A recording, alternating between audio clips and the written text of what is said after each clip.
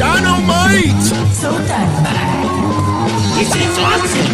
This is this, this is that, this is this! Hey everybody, have a great time!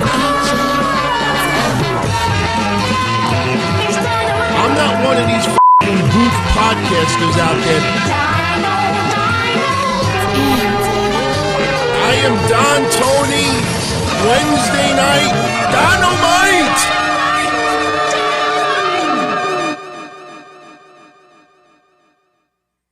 What's going on, everybody? Good evening and welcome to episode 21.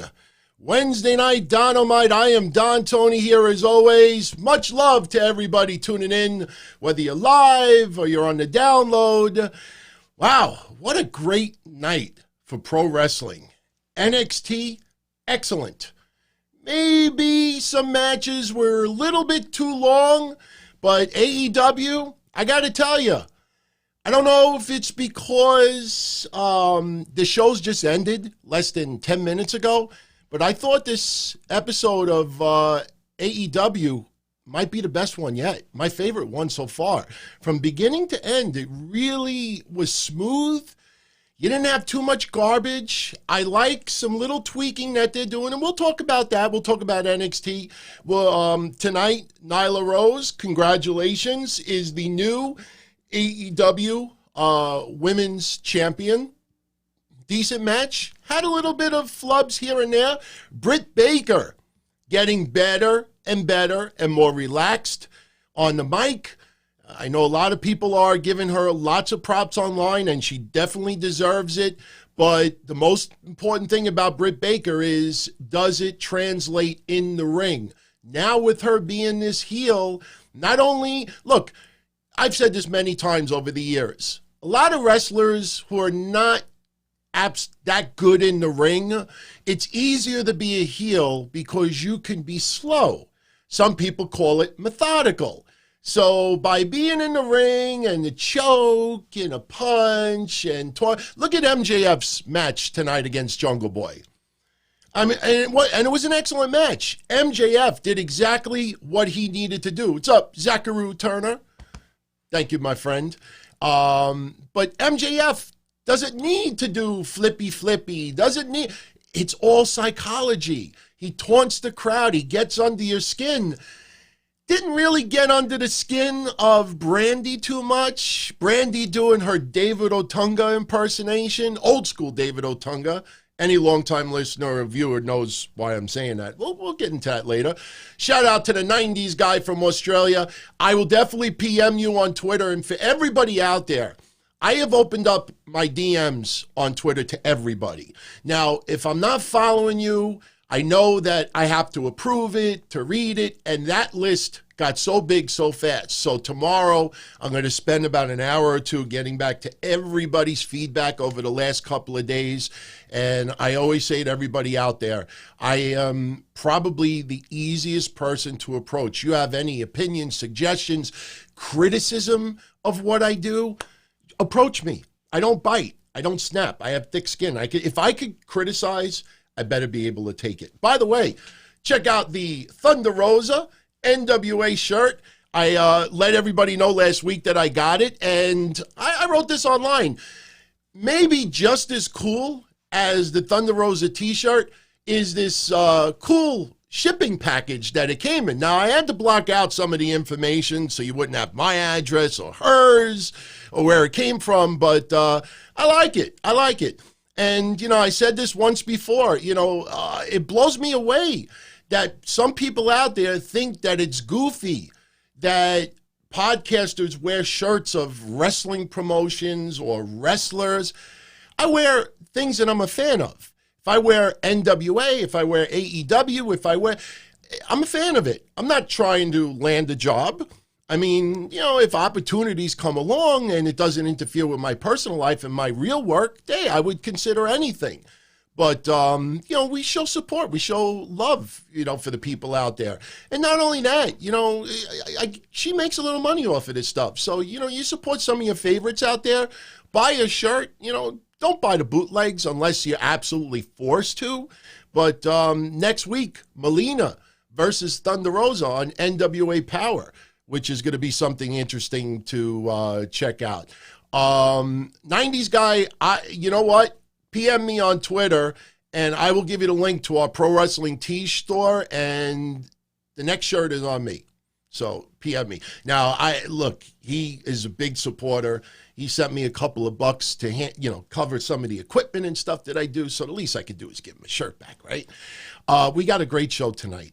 I'm going to do my damnness to be done in 90 minutes. We have to start condensing these a little bit. And that doesn't mean that we sacrifice any quality content or conversation. Trust me, it's going to be loaded tonight. Lots of pictures. And, since we were just talking about shirts, I want to throw this out there. Somebody, I think it was Andrew914, who goes to every NXT show in Florida, always wears a Don Tony shirt. And by the way, saw 3 Don Tony shirts tonight. And thank you for that. That was awesome. But, when he took this picture, he was just showing what the merchandise looks like when you buy it on sale at NXT. And I'm looking at this and I'm saying to myself, not for nothing, if you look at those prices closer, does that seem a little bit, and look, I haven't been to, an NXT show live yet. And, I know some shirts get a little pricey, but does that seem a little bit expensive? Especially since there's no shipping involved. I'm assuming the $30 price is for women's sizes or kids, and the $35 is for men. I don't know. That seems awfully overpriced. I don't know. I figured I'd just share it. Seems a little overpriced to me, in my opinion. But, look, I remember as a kid going to Yankee Stadium. My dad loves the Yankees. I love the Mets. And even back then, you would want to buy like a shirt or something. And I remember my father buying me in like 1977 a Yankees ballpoint pen. It was the shape of a bat. It was a regular pen. And I had it up until about 10 years ago. And I remember taking it out and saying, Dad, look what I still have. I don't even think it wrote anymore. But he's like, you know how much I paid for that freaking thing? I must have paid like $10 for a pen. And that's 1977. 1977. And, 90s guy his name is Lee. So shout out to you, my friend. And shout out to everybody tuning in live. And I thank you for the support as always. And this is awesome. We're approaching 6,800 subscribers in less than a month. And, I've been touting this because a lot of people out there want to see me wear some of my old goofy stuff from the 80s and the 90s. And yesterday, I stood at the parents' house visiting, giving my mom a Valentine's Day gift because I won't see her for the rest of the week. And they have boxed away tons and tons of stuff where we used to live in Middle Village. They just boxed everything up and brought it to where they live now. So yesterday, I went through about 8 boxes and pulled out some shirts, some pants, some sweatsuits, Sergio Tacchini, my Miami Vice loafers from like 1988. And I brought them home. They don't smell, but I'm going to clean everything. And as soon as if we hit 7,000 subscribers by next week, I will don, pun intended, one of my old school outfits that I wore 30 years ago. 30 years ago. Holy cow, 30 years. You gotta have fun. You gotta be able to poke fun at yourself. And speaking of, subscribers, NWA, I saw their episode of Power. Little thing that you might want to get a kick out of. And I'm not saying this to be nasty or mocking it in any way, but I had so much stuff going on today. I watched NWA Power. And I don't normally watch things in faster speed, but I decided to watch it at 1.5 speed tonight on YouTube, to get, because when I cover stuff, I actually want to watch it. There's a lot of people out there that'll just read what's coming off of wrestling websites. If you notice the whole conversation we're having right now, I'm not looking at anything but all of you. So I don't even have notes in front of me yet. I do have notes, but just something that I wanted to point out. So I watched it today at 1.5 times the speed. This way, the show's over in 30 minutes instead of an hour. And the funny thing is if you go back and you watch Tom Latimer versus, oh my God, I drew a freaking blank, Tim Storm, sorry. If you watch that at 1.5 speed, it doesn't look goofy. It doesn't look stupid. They're actually moving almost like lucha style, and it was actually cool. You see it even when, and it's funny when you watch it that way, because even when Tim Storm was talking a little smack to Latimer during the match, in 1.5 times speed, it sounds normal speed, and it was funny to see. But more importantly, after that, they were showing like some merchandise, and they had some hard rock music playing in the background. This music sounded better at 1.5 times speed than regular speed. I actually rewound it and double checked to make sure that maybe I accidentally put it back to normal speed. Go back and watch it. You'll be very, very surprised. I agree with you, Brian. You do miss some nuances when it's faster speed, but when there's so much going on, it's like sometimes you really have to, make use of your time as much as possible. But I'm telling you, go out of your way. Just watch Storm versus Latimer and look at the vignette that they showed right after that with the merchandise. I'm telling you, when you listen to it at 1.5 speed, you're going to be like, DT, I swear to God, that music sounds better, faster than slower. I'm not kidding, and I'm not even exaggerating.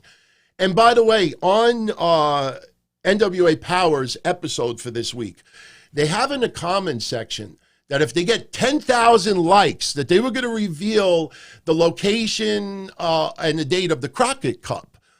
And they only had like 100 likes in 24 hours, which kind of surprised me. But I put a little note underneath there. I said, you know what? If you want to get the 10,000 likes, how's about offering to change your music back to Into the Fire? I'm not exaggerating in any way. Go look at the feedback over the last week or so, not just on my YouTube stuff, not just, my accounts. Look at NWA social media, look at Twitter, it's like 80 to 90% people were just like, why did you change that? Now, as I mentioned last week, if it's a royalty issue, which I can't see how it would be, I just can't picture Dokken asking for crazy amounts of money. I mean, I'm trying to license some music for the shows that I do, and they're slow like turtles. I mean, I'm like, look, this is 2-3 weeks I'm asking for this. I'm not asking for a song that's on top 40 radio right now. I'm asking for music that's like 30 years old. The people are dead. There's skeletons in the coffins. They've been dead for so long. This isn't popular music. I never heard any of these songs, or almost all of them, on Sirius XM ever. And they're just slow. Fill this out. Answer this. Blah, blah, blah, blah. I just can't. Yes, Dokken was a powerhouse in the 80s. I get it. I was more Def Leppard, Van Halen, even though, me, I was always a Guido. I was into house music, club music, but I still had room for Pink Floyd, Led Zeppelin, Twisted Sister. Is that a Twisted Sister pin? What do you want to do with your life? I want to tweet. I think there's some people actually do that. I'm telling you, they traded in their lives for tweets. It's amazing. But anyway, I promised everybody this week we would stay away from the goofy podcaster stuff, and I'm going to disappoint some of you out there, but my mistake, a little faux pas. I am not going to be covering this today. Hell no. I read what Meltzer said, I heard what Cornette said, and I heard what he said about Kenny Olivier. I am staying away from that. I am staying away from all the drama. Save it for your mama. It's too much good stuff going on right now to get swamped into that stuff. Unfortunately, later on, we have to talk about this. I'm sure you heard about it, unless you want me to talk about it right now. It's weird. And a lot of you may not even know about this, but when I used to work doing some stuff behind the scenes for Frank Goodman and USA Pro Wrestling going back to 2003, and even when I was doing stuff for XPW, I never really interacted with Teddy Hart much at all. But yeah, all right, we'll talk about it now. Look, I like getting into different topics every week. It shouldn't always be, this is your AEW recap from blah, blah, blah, blah, blah, dark match, blah, blah, blah, blah, blah. This is NXT, blah, blah, blah, blah, blah. We got time to get into it. But I never really interacted with Teddy Hart until I started doing some work for Frank Goodman.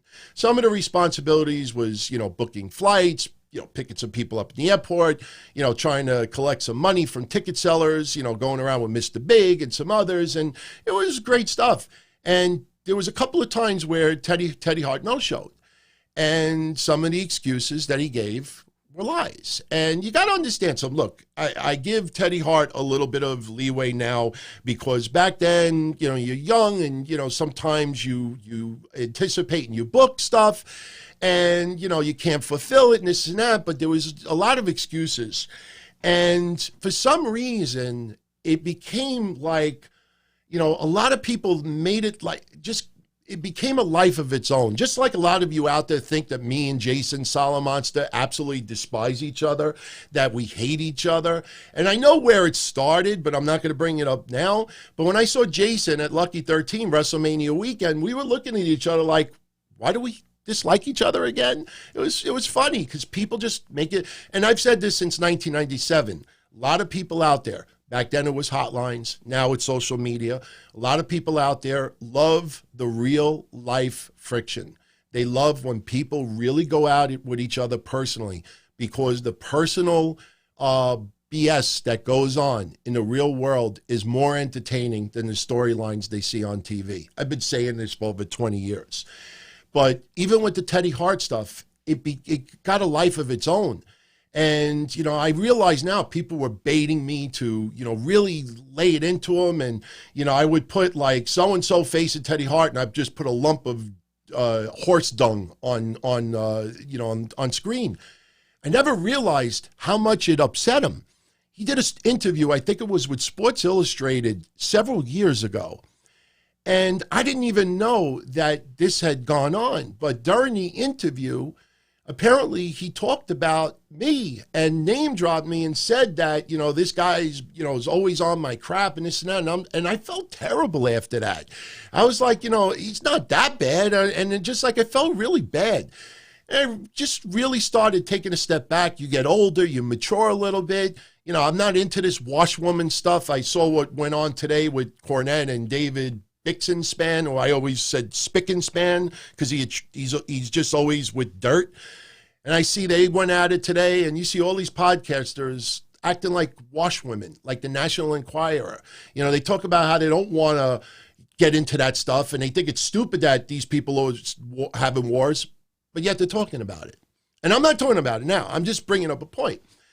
So when I started reevaluating the stuff with Teddy Hart, I started getting a newfound appreciation for the guy. And I'd say 3-4 years ago, maybe 5 years ago, Andre Corbeil, shout out to him, really good guy. We're going to be doing some podcasting work together in the very near future. Once I get the hang of this a little bit more, he really started to bring me in the right direction with Teddy Hart. And I had apologized publicly, and, I really became a fan of the guy. And I've been defending him even with these YouTube videos with Maria Manic because, and regardless of what went down yesterday, I still say the same thing now. Maria Manic is an adult. She makes her own decisions. She makes her bed. She sleeps in her bed. She's not being brainwashed. Teddy Hart is not a David Koresh. I promised that I would not curse tonight. It was a little challenge, and if I wouldn't have mentioned, you wouldn't have even noticed it, but I'm going to break that right now, sort of. But I know a lot of you out there, me included, especially when we were younger, we would be what you would call pussy whipped over someone.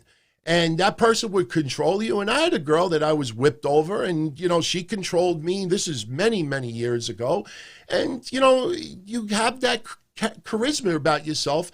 So she's not being brainwashed. She's an adult. Maybe you don't like the fact that she's in that situation, and I totally respect that opinion about it. But she's an adult. She makes her own decisions. She makes a mistake, and I say it too, for the people out there that are overly critical about so many people online, worry about your own hen house first. Because it's very easy to open your mouth or type and be a tough guy and everything, but nobody, knows anything about you, but you can let everybody know about other people, So I defended Teddy Hart a little bit. And it's weird because now I defend the guy And we find out yesterday that he got arrested. And, it's happened in Richmond, Virginia. And I'll pull up my notes because I actually did a little bit of research. I didn't cut and paste from PW Spyware and some of these other websites because it's very easy. You cut and paste from one website and you think you have all the information. You ain't got guts. Because the deal is this. He got arrested yesterday. As of this afternoon, from what I got information, I think he was still incarcerated. Nobody had anything as far as what his bail was, what his bond is. All they said is that, he may spend up to 12 months in jail. And if I notice how nobody had anything about bail or bond, because as of this afternoon, from what I have, he was still in jail. Now, he was charged with 3 things. And look, I'm not going to read every specific detail on this. I prefer to be like, you remember when we were in school way back when you had like the Cliff Notes, you would read, it would like you had to read a 300-page book. We would buy these yellow little Cliff Notes that was maybe like 15 pages long. We'd read it and then we would attempt to take the test saying that we read the whole book. And we usually fail anyway. But I like being the Cliff Notes. I like telling it to you just how we all would view it. And the thing is that he got charged with 3 items. First of all, he was charged with possession, okay?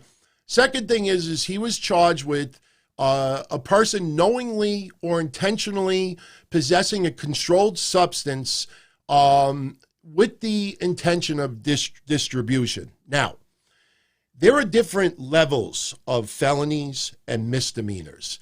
And from what he had as far as his possession, we don't know exactly what he had, but they put it in the category of a class 2. All right. Excuse me. It was a class 3, a schedule 3. Now, they have, I believe, 5 schedules as far as what you possess. And depending on what class of drug you have, that determines if it's a felony or a misdemeanor. He's being charged with a class 1 misdemeanor, which is the worst misdemeanor you could get. It's even maybe a step below a felony, but it is the highest misdemeanor, which is not good. Now, if you go in that category as far as a Schedule 3, you can possess up to, but not more than 1.8 grams of codeine as far as painkillers go. Now, me, having to take painkillers all my life because of my car accident, I know what that equates to. So that for people that don't know, 1.8 grams of codeine would be the 30 or 60 Vicodin, depending on what strength you have. Now, another thing is that it could have also been steroids. Possession of steroids also falls into this category. It doesn't matter how much you had, but if you have possession of anabolic steroids, you fall into that category as well. Now, there's been discussion in the past that, no, Mark, I'm not saying he got arrested for painkillers. My point is this. Nobody knows exactly what he had, but he could have been in possession of anabolic steroids. And the thing is that people have said in the past that he had a prescription for steroids. So I'm not trying to downplay it, but you got to understand something. It could be a simple case that he had possession of steroids and, the attempt to distribute concerns me because maybe he was going to sell some of his stuff to someone else. We don't know. We don't know if it's painkillers. We don't know if it's steroids, but it usually falls into one of those 2 categories. Now, what I will tell you is that it's not OxyContin and it's not meth because meth is class 1 as far as Schedule 1 and OxyContin is Schedule 2. Teddy Hart is Schedule 3. So he doesn't fall into that category of having oxys or, crystal meth. I watch Live PD now, and it blows me away. I mean, I always hear Trump about the opioid epidemic and stuff like that, and that scares me because, unfortunately, I need to take them for real reasons and not to get high. But, the thing is I watch Live PD now, and almost every show, half of the show is people being arrested for possession of meth. Smoking in a pipe, shooting it up with a needle. So he doesn't fall into that category. So for people out there that think, he had, this or this is that, you got to understand what the schedules are. This is, I believe, also is his first offense. So let's wait and see what happens. I don't think it's going to be something as simple as he had steroids, but he didn't have his prescription with him, and that's why he got arrested and that. No, the fact that they actually had in there with the intention of distributing it, that's a little bit of a problem. But, I continue to wish him well. I hope he can get over this, and maybe this scares him straight. He's 40 years old. Nobody out there wants to see a tragedy. Nobody out there wants to see this man, get his demise. I know it's a great conversation piece online, and I know some out there like to tweet bang over this, but, he got arrested. That was his mugshot. We wish him the best. When we get more information on it, I will definitely tell you.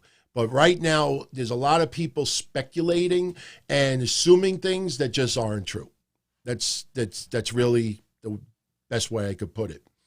So we wish him the best.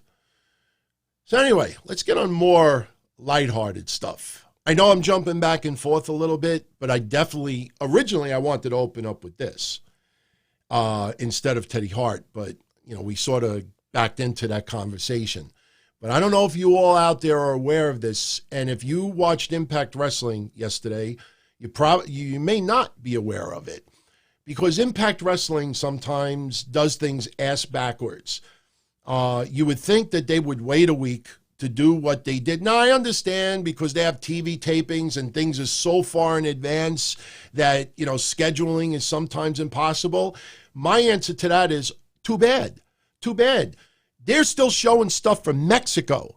Think of how long ago Impact Wrestling was in Mexico. Congratulations to Jordynne Grace. She is now the Knockouts champion. We knew about this title change a while back, but everybody kept it for the most part on the down low as far as the net goes. And it was nice, to see her finally be able, I've never been in that situation. I did some work on the indie circuit managing. I was not good at it. Had 3 matches in my life, but someone on that caliber, I wonder what it's like to be a major champion like that, and you win it, and you can't express that or enjoy it for weeks and weeks and weeks because it hasn't happened on TV yet. So I could only imagine how much she had to bite her tongue and not say nothing online because it didn't air on television yet. But she's a Knockouts champion. Congratulations to her. But another match that took place on Impact was RVD versus Joey Ryan. And I have said this for years and years and years. I have never been a fan of the penis stuff. The penis plex, to me, look, people laugh at the stupidest things. You could see stupid videos online of animals getting hurt, like a cat falls off a refrigerator and lands head first. And everybody, everybody's like, oh my God, that's terrible. And there'll be some people go, people laugh at everything. That doesn't mean that because some people are laughing, it's a good thing. So I was never a fan of this idea that, he's got Papa Shango penis, that he could do penis. But, look, I think he's a talented guy. I just thought all of that stuff was ridiculous. I've seen some of his social media, interactions with people, especially about, women and culture and this and that. And, I know he takes certain stands and gets into arguments with people. I usually stay away from that stuff. But, Impact Wrestling yesterday, they're still doing the thing with the penis plex. And I think RVD may be the first person ever to break the penis plex or whatever it is. So anyway, that happened yesterday, blah, blah, blah, blah, blah. But over the weekend, this happened. Impact Wrestling, Joey Ryan comes out dressed like that, and they're also showing things like, here it is, hashtag cancel culture. This triggered a lot of people online. They're like, look at this. What a hypocrite. Of all the things he's talked about as far as, defending his penis plex stuff, this hypocrite is now doing this. Now, I haven't talked about it yet at all, But I'm going to say two things about this idea that they're doing in Impact Wrestling. Number one, I think it's a phenomenal idea. I think it is awesome. Regardless of what Joey Ryan has said in the past, defending certain things that he does and the over-the-top penis stuff and the penis parties and this and that, at the end of the day, he works for Impact Wrestling. If Impact Wrestling came up with this, I don't know if it was their idea or if it was Joey Ryan's idea. The bottom line is that he's doing this in Impact Wrestling, and if it's Impact Wrestling telling him they want him to do this storyline, he's going to go along with it. He works for them. They don't work for Joey Ryan. The second thing is that I think this is going to take off. I think this is something that could really be entertaining. I thought back immediately to the Right to Censor. The Right to Censor came out, a lot of people thought it was stupid, dopey. It was like a knockoff of the Parent-Teacher Council and warning, and you had Ivory and The Good Father and Steven Richards and whoever else was in it. But after a while, it became cool. I am really interested to see where this goes with Joey Ryan. I'm going to be also curious to see if this trickles into other shows. It is very possible that Joey Ryan may still do penis parties in other companies. But him doing this is something I don't think anybody out there ever thought that he would do. And I think it's fascinating. I think this is something that really may take off big time. Whether people call him a hypocrite or not, he works for a living. And I think this is something that will work. I really do. I'm very, very interested to see where this goes. So, and that's pretty much it. You know, Impact Wrestling, you know, they got their show coming up in Florida. For WrestleMania weekend, they announced that David Penzer was going to be part of the show. I didn't even think about this. Last week, I brought up that I honestly think Dixie Carter should be put in the Impact Wrestling Hall of Fame WrestleMania weekend. I'm not going to get into the whole thing again. You could watch the clip on YouTube if you missed it. I think I might have did that on Friday's show last week. But somebody's name that I didn't even think about, and I thought about it today, and I'm like, why isn't Impact Wrestling bringing back Don West to do some commentary WrestleMania weekend?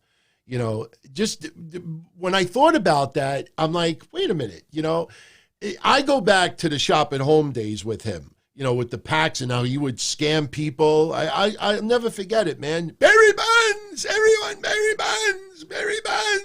Look, McGuire, this is a $300 card. If you get the best thing that I ever saw, anybody out there that's ever collected baseball cards, football cards, basketball cards, the best thing that I ever saw from Shop at Home, and I know I have it on video somewhere, because I used to record some of his stuff overnight because I used to buy some things once in a while. And I remember they used to have these big shows about knives. Remember the knives and the swords and all that stuff? But I know I taped this. I will never forget. Yeah, Smokey the Bear knows where I'm going with this. He did an episode of Shop at Home one night. And I got to clean my class. They're getting a little cloudy. He did an episode of Shop at Home one night with some hick from down south. Really, really strong accent. I remember he used to always do the knife shows. Annoyed the crap out of me. And they're talking about uncut sheets. And shout out to Krillin876 and Adam Demoy.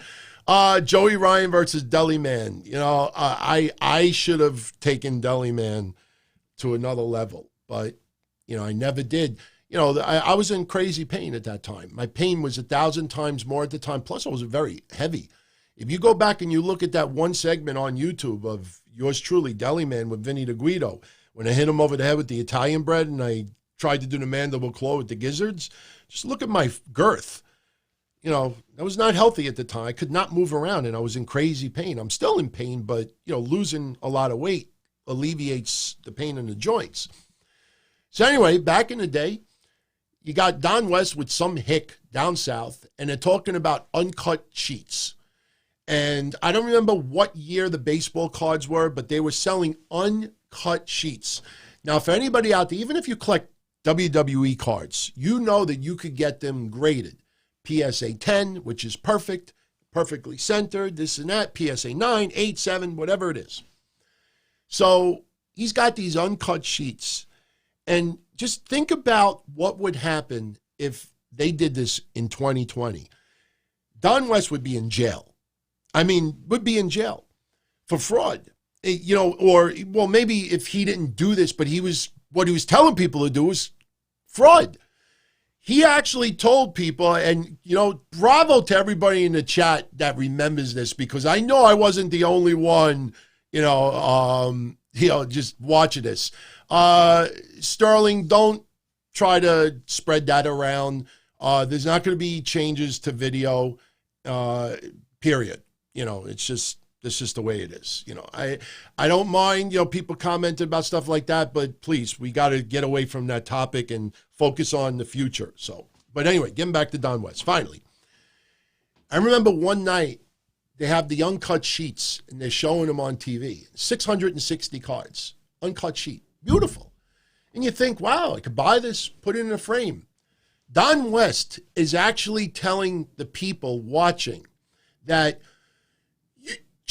you could take these cards, you could cut them, and they'd be perfectly centered and perfectly graded, and you can get a PSA 10. That's fraud. You get an uncut sheet, and you go with scissors, and you start cutting it with a X-Acto knife, what it is, or a ruler, and you perfectly center it, and then you send it into PSA and get a graded 10. That's fraud. You go to jail for that. Barry Bonds. I saw that, fraud. The other thing is, he would have sometimes, they would have like 300 packs of cards. And it would be like, that's packs of cards everywhere from all different things and footballs and this and that. So anyway, long story short, you got all these packs of cards. And they're opening up and they're showing everybody the cards and this and that. And all they would say over and over again is, we only have 20 left. Last chance, 20 left, 20 left. We used to call the automated line, and you type in the item number, and then it would say, please enter the number you would like to get. Me and my friends would enter like 30. If he said there was only 10 left, we'd enter 20. And it would say, your cost is $2,816. Blah, blah, blah, blah, blah. It was lying. And then the best part is that when they would have a countdown, and it would go to 0, and then you realize, damn, we didn't sell that many of them. We'll get 5 more minutes. 5 more minutes. Once they're gone, they're gone. You got 10 minutes. He was a scam artist. But I've grown to like him with doing a wrestling commentary. When I was doing the history show and going back and watching a lot of NWA TNA that I had forgotten over the years, seriously, I've never been a fan of Mike Tenay. His facial reactions, like a goldfish. He's like, like an old man version of Dana Brooke with his face. Every time it's a heel would cut a promo, you'd be like, thank God he's not going to be part of that. I don't have anything against him personally. I just never liked Mike Tenay as a commentator. Never. But it's not all bad, everybody. You go back and you watch, even when AJ Styles won the NWA title for the first time, you listen to Mike Tenay and Don West for about 15 to 20 minutes. They don't come up for air.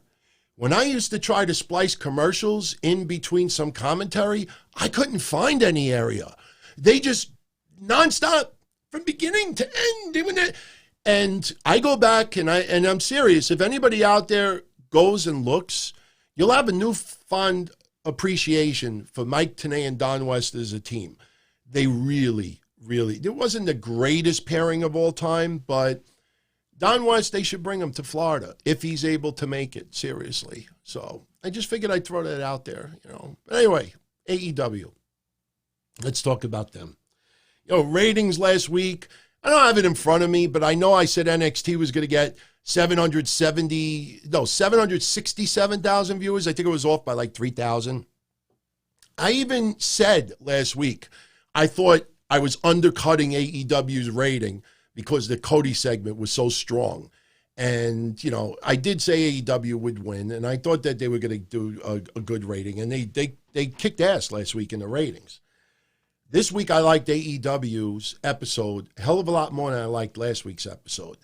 Now, as far as dark matches tonight, you know, all I know is of one dark match. I think it's Hybrid 2 versus Best Friends. That's the only dark match I have so far. If anybody out there gets the other dark matches, if you could put it in the chat room, I really appreciate it. Just don't put spoilers because, you know, we're not going to see them on TV till next week.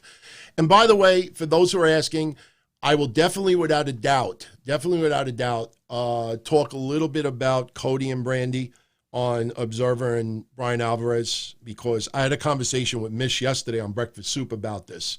And a lot of you out there have been asking me since yesterday my reaction to it. And I will, you know, I am very, very straightforward and honest. I think I'm very, very fair. I will praise a lot of stuff. I will also criticize a lot of stuff. And I will give you my comments on that interview in a moment. But, you know, getting back to AEW, for those that are interested, they are going to be returning to Philadelphia. April 22nd, episode of Dynamite is going to be at the Liacoris Center. Is that how you pronounce it? But anyway, tickets go on sale this Friday, February 14th at 12 noon Eastern. Also this Friday, tickets go on sale for AEW's return to Boston at the Agganis Arena. That will be the April 15th edition of Dynamite.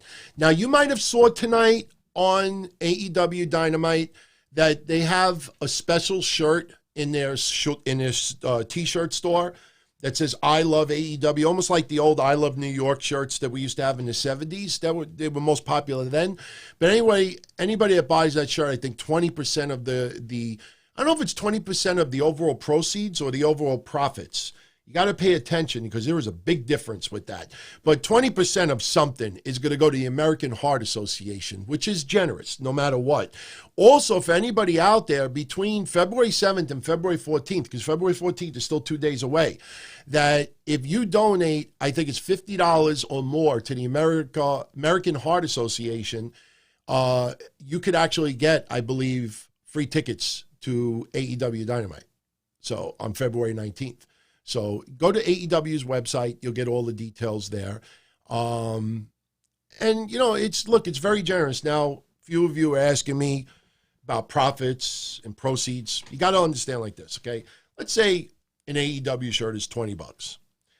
You know, if they say 20% of the proceeds go to American Heart Association, that's 1/5 of $20. That means every shirt that's sold, $4 goes to the American Heart Association. If they say 20% of the profits, honestly, that's squat. Let's just say it honestly. Because a shirt may cost, well, because they do it in bulk, the shirt may cost $12. All right. Then they sell it for $20. That means their profit is $8. 20% of $8 is like $2. So when even regular companies out there or wrestler, when you got it, when they say a percentage goes some, I could tell you just based on my pro wrestling tee store, my shirts are cheaper than almost every other podcaster out there. Almost every other podcaster out there, my shirts are cheaper. And the thing is that you know how much I make on these shirts?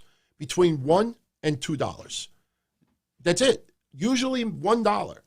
So if I say, oh, I'm going to donate 50% of the profits to charity. Oh, DT, you're such a generous person. I'm donating 50 cents. 50 cents. So, it is what it is. But anyway, it's still, it's still a nice, the idea of getting, now I know what some of you are going to say. Oh, people that donate $50 to American Heart Association, they go to see AEW next week. Oh, that just makes the arena look more full than what it was. It's a good product. It's not a bad product. It's not like you're going and the show's going to suck. So if you're going to go to AEW and you're going to spend $40 to go see them, you spend an extra $10, you donate it to the American Heart Association, you technically get your tickets for free, and guess what? When you do your taxes next year, you could write that off because you donated the money to charity. Everybody wins in the end. So, overall, that is a very nice thing for AEW to do.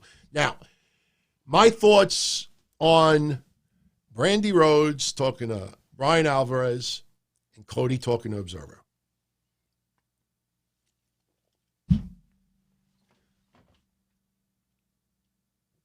I have no problem with Cody or Brandi Rhodes.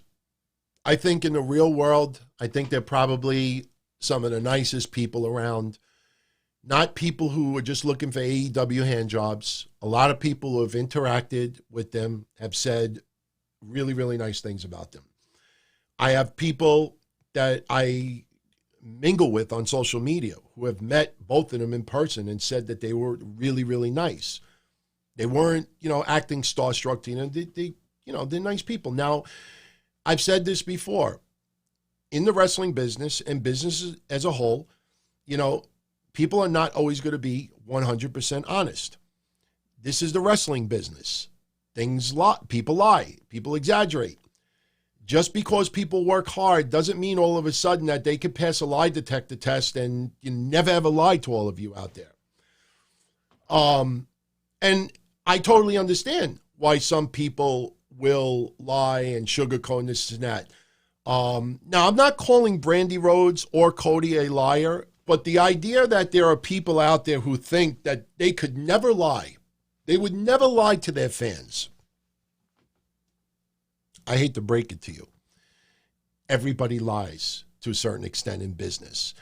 Mish and I got into this great discussion about Paul Heyman back in the day for ECW. Paul Heyman would lie through his teeth about so many things business-wise to his wrestlers, but he still gave them so much inspiration and would psych them up and really get behind them.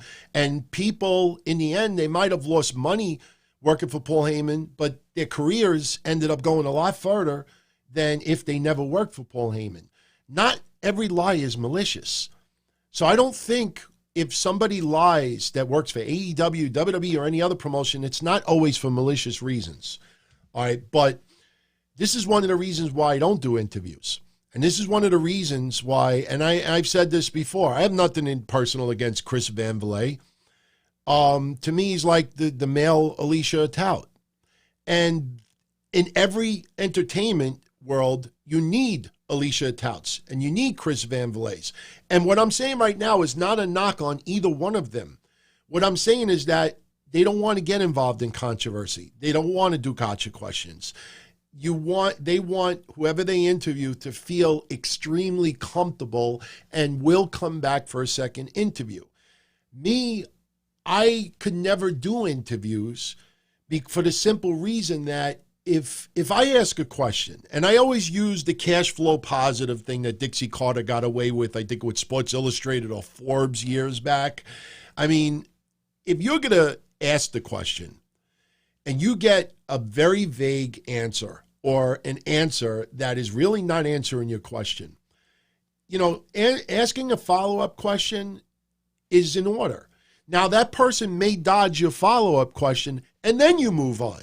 But the idea that some people won't even do follow-up questions because they don't want to rock the boat, that's why, like I say, not necessarily Alicia Tout, because Alicia Tout does great interviews and she's very likable and she asks the questions where she knows she'll get answers to. She doesn't try to get into the controversy, and that is what she should be doing.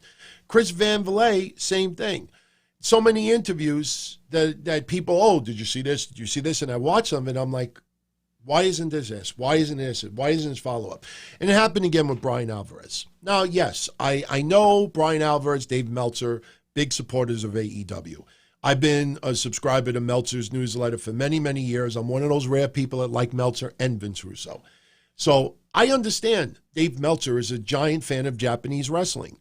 Nobody out there is pulling your finger or pulling your arm to follow him. Nobody's forcing you to read his newsletter. Nobody's forcing you to read his tweets. Nobody's forcing you to pay attention to the guy. I laugh when people are like, oh, this guy's a dope. He's not even in the wrestling business. Well, if he's not in the wrestling business, why are you paying attention to him? He's ridiculous. He's comparing people from Japan. Why are you paying attention to him? Again, like I said last week, I'm not going to do again like I did last week, but if you don't like him and you think he's whacked out with his views, why are you paying attention to him? Why? Because you want to have a conversation with people, because you need that interaction. That's what it is. Me, I could tolerate it. He's a big fan of Japan. He's been a fan of Japanese wrestling for decades. He loves Japanese wrestling. So he has a right to his opinion. I may disagree with a whole lot of it, but I respect his opinion. So Brian Alvarez does the interview with Brandi Rhodes, and the one part of it that everybody's focused on is the Nightmare Collective. Now, I think a week or two ago, I talked about that the Nightmare Collective was done. And I said that, it wasn't working out well. It just was not well received by the fans. Some of the things that were on TV were just not working at all. And, I had a couple of hardcore AEW fans saying to me, no, it's because Awesome Kong is doing Glow. And when she comes back, they're going to do it right back to where it was. But I didn't even answer back. I just, let them vent and get it off their chest. So now Brandi Rhodes, she tells Brian Alvarez that, look, we listened to the fans. It wasn't working with this. We felt Mel and Dr. Luther weren't getting this, and blah, blah, blah, blah. So my problem with the whole interview was one thing, that Brandi Rhodes was portraying this, that it was somebody else's idea. Now, again, I'm not saying people are lying for malicious intent, but something tells me that if the Nightmare Collective would have taken off and kicked ass, that she would have taken credit for a good portion of it. When she immediately writes it off that it was somebody else's idea, I got the same feeling that I got about Dave Lagana. When Dave Lagana put that apology online about what Jim Cornette had said, and tried to play it off like one of our employees, and I'm like, wait a minute, this guy had this in the tank for weeks and weeks and weeks and weeks, and you're not going to take any responsibility that this made TV that you didn't edit out, because he didn't see any problem with it. But he just distanced himself. And I thought that was unfair to Jim Cornette. Now, look, Dave Lagana overall is doing an awesome job with NWA. I don't dislike the guy. But again, I like to tell it like it is. If it ruffles feathers, hey, look, I feel, I got to be honest with everybody out there. So shout out to Lee. Anyway, getting back to Brian Alvarez. So when Brandi is now talking about, that she really, it wasn't going along with this, and she didn't feel that this was this, and it was somebody else's idea. My immediate thought was, Brian, you have to ask the question, whose idea was it? Look, did I expect Brandi to give an answer to that? No, probably not. Why would you want to blow up your fellow employee's spot by pinning it on someone else? So I totally get that. But the fact that she brought out there that it being somebody else's idea, without naming that person, you tried to shift all the blame to somebody else. She said that the segment when she was talking about, I think, Excalibur and stuff like that, when you're shifting it on somebody else, you're doing the same thing. It's like people online who will, I'll give you a good one. I don't pay attention to the Iconics. Iconic!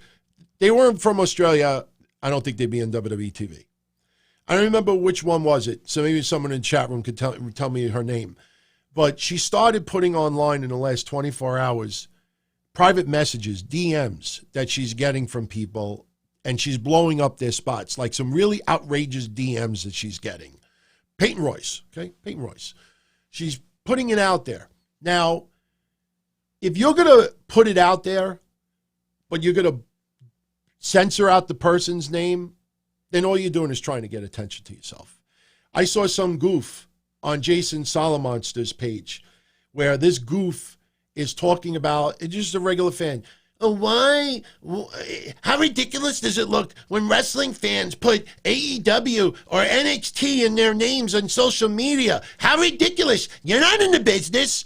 And then they're putting it on, this person's putting it online and showing this person's stuff, and everybody's laughing at but the person's screen name, they cut it out. Why are you even bringing it up when you don't have the balls to even put the person's name? You're going to blow up somebody's spot. You don't do little things like you either put it out there or you don't put it at all. Because by cutting it off, especially when it comes to, somebody DMing me, look how outrageous this. Oh, I know you're not DMing it to yourself for attention. There are podcasters out there that lie all the time and make up these crazy stories just to get tweets and likes, and we're thinking about you and praying for you, and this is and that. And again, it's this. So when Brandi said that to Alvarez, and I have no problem with Alvarez, but when there's no follow-up question, whose idea was it? Again, I don't expect her to give an answer, but they just let it go. So now, we're supposed to, nothing about that was her. Walking out with the Amazon box, with the hair in it, and the cute little dog with the squishy toy. No, it was none of hers. It was other people's. Was it someone else today when you're doing David Otunga? When we had MJF out there and Wardlow, did you hear her? I say this with respect. I could take 10 Xanax right now, not sleep for 5 days, and I'd have more energy than what she was doing commentary. The whole storyline is that your husband just got whipped by like a government mule, as Jim Ross would say. He's got welts and all this other stuff. And she's sitting there in a commentator's booth, and she's when Wardlow gave the ring to MJF, who decked Jungle Boy with it, and she says, I knew he couldn't do anything for himself. I knew he couldn't do anything for himself. It reminded me of David Otunga. I remember it was one pay-per-view. David Otunga was doing commentary with JBL and someone else. I ended up getting blocked from Otunga when I said this that time, and I'm still blocked. I don't care less. But the match was unbelievably exciting. Somebody out there may even remember the match. JBL is out of his seat with energy talking about this match. Whoever was doing commentary also was out of his seat, energy. And JBL, David Otunga is sitting there like, you know, if he wouldn't, no energy whatsoever. I know Vince gets in their headset, but he should have like some electrocution device. You know, like they have like the dogs. You know, when the dog starts biting the couch, you have a special collar. You hit a button and the dog is biting. You know, like the little zap. That's what they should have done with Brandi Rhodes. There should have been some electrical device under her ass today. And when MJF is saying, hey, Brandi, you can have a real man. And you have JL, yeah, Mr. JL. You have JR yelling at him, calling him a jerk. I knew he couldn't do anything on his own. Wait until Cody puts his hands on. You know what the problem with Brandi was tonight? Brandi is talking in her Nightmare Collective voice instead of Mrs. Rhodes' voice. There was no anger. There was no despising. Oh, wait till Cody next week gets his hands on Wardlow. Yeah, everyone's going to see. It is my God, it was so horrendous. And I don't dislike her. I don't dislike her at all. But the idea of just passing the buck to some other person out there and not even ask the follow-up. Now, Cody with the Observer was fine. The only thing that was really confusing, and I invite anybody out there to go check this out, is they were talking about the second show that's going to ultimately be on Turner. And I invite anyone out there, go on all the websites, and you'll see the same topic name on all the sites that Cody talks about what the second show will be. And I go on it, and all I'm reading is, well, we haven't deciphered about this, and we haven't talked to Turner Media about this, and we were thinking about doing this, but we might do this instead, and we're not sure about doing this, and we'd like to showcase these people, and we want to do this hour number 3, and we might do these, the younger people and give them, we might do this, and we might do that. There was nothing. The whole thing for 5 to 7 minutes was, we don't know, we're not sure, we haven't discussed it, we're thinking about this. No, it's not. Cody talks about what the second show will be. He talked about what he doesn't know it'll be. It was just ridiculous. And then at the very end, hey, what about the idea of, having two, 1 or 2 talents come in from different federations, kind of like a talent exchange. It's music to my ears. Music to my ears. I think every wrestling fan has suggested that in the last 18 months.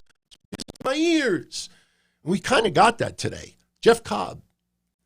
Now, for those out there that don't know much about Jeff Cobb, and it's funny because, again, I said this about Lars when he came to the main roster. I said it about Deonna Purrazzo. I've said it about others. Look at all the podcasters today that are reacting to Jeff Cobb like they had no idea who he was. Those are the people who tell you that they watch this, that they watch that. That they did. If you look at Jeff Cobb's resume, Jeff Cobb's got a pretty impressive resume. And, you know, from Ring of Honor, he was also a tag team champion with Matt Riddle. So he's actually, you know, done a decent amount in wrestling. He's 37 years old. Now, Jeff Cobb, in my opinion, when I look at him, I get that Umaga feeling with him. I always felt that way. Like, you look at him. I don't know if anybody out there will understand why I say this. You look at Jeff Cobb, and you think to yourself, when I say, even if you never heard of him before, never saw him before, and I said to you, all right, I'm going to name you a name of a wrestler, what would come to mind? And I say, Jeff Cobb. You'd probably say, oh, probably some Southern guy, you know, white guy, maybe Irish. And if you look at Jeff Cobb and you see his stature and his physique and the way he has his hair down and everything and his face, he reminds me of an Umaga, like a killing machine. And I always thought that the name should be a little bit different. Now, you know, in Lucha Underground, obviously, you know, what was he, Matanza in Lucha Underground? So he's wrestled and had other gimmicks. But, you know, it's great to see him in AEW. Remember what I said in December? 2020 will be the year of commingling in pro wrestling. Jeff Cobb is still with Ring of Honor. So now you got Ring of Honor getting a little bit of AEW rub, and we'll see what's in return. You got Marty Scurll and Nick Aldis going at it a little bit. Marty Scurll, Ring of Honor. You're seeing promotions kind of intertwining with each other. Rest in peace, Umaga. Absolutely. When I say that about Jeff Cobb, 0% of it is criticism. You know, I see that, and you almost could picture if Jeff Cobb signed with WWE, you know what I mean? Like, you almost could feel that they would possibly put him in that type of role. And I think it would work, believe it or not. But they announced tonight that Jeff Cobb would be facing Jon Moxley next week if Jon Moxley could get past Santana. And obviously we knew right then and there that he was, and he did. And then Jeff Cobb came out and attacked Moxley at the end. I thought it was so funny at the end. I don't know if you saw it when Moxley was laid out and Jake Hager was there like this and going, I thought it was funny. By the way, Jake Hager is finally going to wrestle. He's going to wrestle Dustin Rhodes at Revolution's pay-per-view. Tonight, Dustin Rhodes had an awesome match with Sammy Guevara. You know, I agree with the fans when they chant, "You still got it," to Dustin Rhodes. I know it's not catchy, but to me, it's more like, you never lost it. He never lost it. He still does it. I love that he does the Canadian Destroyer. I know that's a move that a lot of other people are doing now as well. Ricky Morton does it too. But it's a great looking move. And, you know, that match was great as well. And after the match was over, you know, and I swear on Jesus Christ, I actually wrote in my notes before the match was over. I wrote in my notes, I said, you know, everybody complains about Brock Lesnar's contract. Jake Hager, look at how many months he's been working for AEW and has no matches. How awesome is that contract? Think of it. I'm not even saying it a bad thing. That's an awesome contract. And then Dustin gets on the mic and says, you ever get to wrestle a match? Calls him out. And by the way, speaking of calling people out, I got a little video clip I'm going to share with you in a second that I thought was awesome too. But Dustin challenges Jake Hager. Jake Hager accepts. So at Revolution, you will see those two face each other. Now, Dustin took on Sammy Guevara and beat him. And before that match went down, we actually got to see a little video package as well.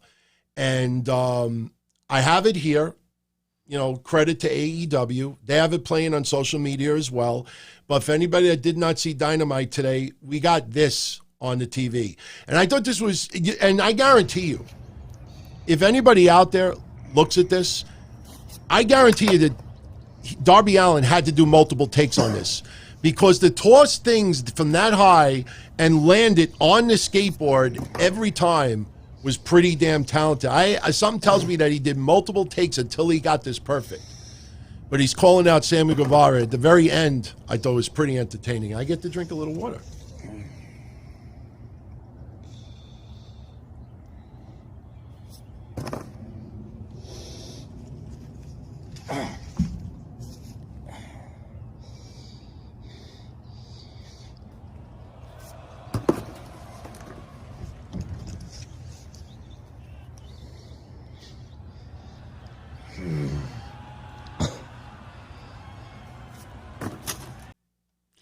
Now, if you're not a regular follower of AEW, he's grunting because of the skateboard shot to the throat. But for anybody out there that didn't see that little part at the end, that was the last sign. You know, kissing Jericho's ass gave Sammy herpes. I thought that was pretty funny. So, yeah, so it looks like those two may actually be facing each other at Revolution as well. So, again, something that I've been voicing out about for quite some time, we need segments. Take away a minute from a match here and there. More segments. Santana, empty arena with JR today to set up the match tonight. Santana talking about his father losing his sight at 14 years old, starting to lose his sight, and doctors telling me he'd be blind by 25. It's all real, man. And when you look, recently, everybody was You know, when I saw Santana's promo tonight on Dynamite, you know what I immediately thought of? Eddie Kingston, NWA Power. Eddie Kingston just recently cut that promo, giving props to Homicide for all the things that he's helped him in his life. And when you can put reality, put real life involved and real emotion, that's when you usually do your best work, because you're not reading off a cue card. You feel it here. When you feel it here and you're good in wrestling, or if you're great in wrestling, feeling it here comes out over here. That's why Eddie Kingston knocked it out of the park. Santana did an awesome job tonight as well. It was powerful. You know, proud and powerful. That was powerful, man. And it really set up, you know, the emotion of the match later on. Sure, we knew what the outcome was going to be, but it was still a great match nonetheless. Stop, pizzle forever. Pizzle, shizzle my dizzle. Blah, blah, blah, blah, blah. No, you know, speaking of rhyming, I mentioned earlier about Britt Baker. She comes out during the night and she's interviewed by Tony Schiavone. And just little things like this make my day. She's on the mic. She's disrespecting Schiavone. She's getting under the crowd's skin, and she's getting nuclear heat. And the best part about her promo tonight, and I actually had to rewind it, make sure I wrote it down, you know, word for word. But the fans are booing her, and she talks about how the fans have these chubby Whataburger faces on them. And the crowd just got so livid. But what was so awesome, too, was AEW started doing camera shots on the No Hubby Chubby Wubbies tonight. You go back and look at it. When she called them chubby Whataburger, had chubby Whataburger faces on them, the camera started flashing on No Hubby, Chubby Wubby, another Chubby Wubby, Chubby Wubby, Chubby Wubby, Chubby. That was awesome, man. That was awesome. And again, she's improved substantially the last couple of weeks. But in the end, it has to equate in the ring. Because if she starts screwing up, stinking up the joint, nuclear heat is going to turn into a different type of heat. And, you know, some of the best in wrestling could get rattled. So let's see if she could translate that in the ring. Now, I will say this. You got to give me credit for this. She actually, when she was talking about what she did last week, ripping out, oh my God, I'm drawing a blank with her last name. But, anyway, when she did what she did last week, she talked about how that she pulled out Yuka's number 19 tooth. And she said it was her second molar, and it was because of an abscess and decay and this and that. Well, I need to correct Britt Baker, the dentist, because the number 19 tooth is the first molar molar in the lower jaw. Not the second. She said it was the second molar. It's actually the first. Go look it up. How I knew that? I'm a dentist. Anyway, Rio versus Nyla Rose tonight for the women's title. Look, the referee work today wasn't as bad as before. The two parts that annoyed the crap out of me, one was during this match and one was during the opening match tonight. But at one point, we had Rio.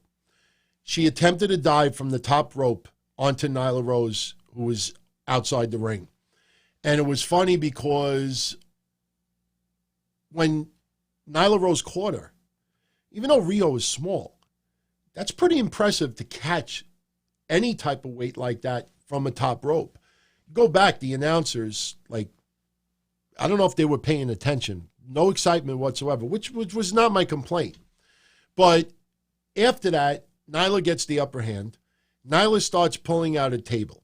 Now, it was cool how Rio ran across the table and ended up nailing Nyla Rose. But when Nyla Rose is setting up the table, the referee is literally standing right next to her.